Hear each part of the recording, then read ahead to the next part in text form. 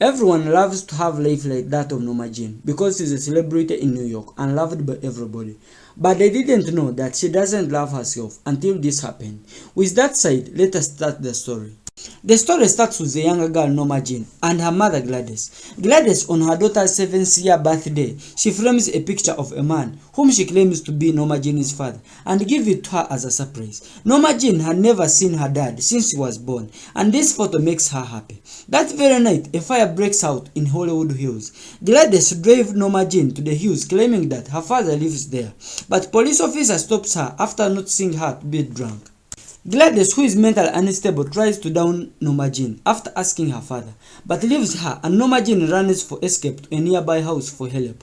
The neighbor promises her that she would be fine, but Norma Jean is taken to an orphanage when her mother fails to stable from mental problems and admitted to a mental hospital. Norma Jean grows up and becomes a pin-up girl and given a stage name, Marilyn Monroe. She becomes popular and appears on magazine and calendar in New York. While trying to break through in acting industry, film studio president Mr. Z invites her and rapes her in his office.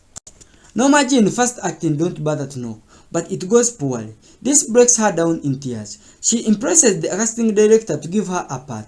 With time, her acting role grows and she meets Cass and Maddie, with whom she starts a threesome relationship. Norma Jean, after 10 years, she visits her mentally ill mother, but Gladys fails to recognize her. Norma Jean comes back, and this time she breaks through after acting in Niagara.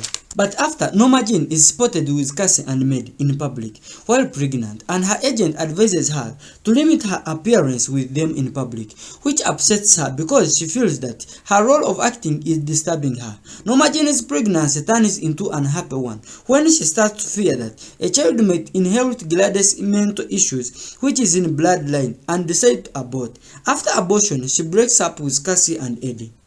As time goes on, Norma Jean meets Joe, a retired athlete, whom she expresses her love to leave Hollywood and become a more serious actress in New York. The next day, she goes to acting in Gentlemen Prefer Blondies. A woman tells her that someone special is waiting for her in her hotel room. This leaves her disconnected from on-screen movie because she thinks that it's her father in the room and moves back to her hotel room. Out of the blue, she instead finds Joe, who asks her to marry him and accepts while crying. Right from there, Norma Jean starts to stay with Joe and even decide to quit cheapening acting and act serious parts only. Cassie and Eddie airs Norma Jean nudes to the public, which annoys Joe, her husband, so much. Joe beats her when she comes back home. Joe demands her not to act in the 7-year inch, but she refuses and goes in filming and goes famous. A drunkard Joe violently beats her as soon as she reaches home. Norma Jean decides and divorces him immediately. Norma Jean acts in Broadway play Magida, and her performance impresses Arthur especially.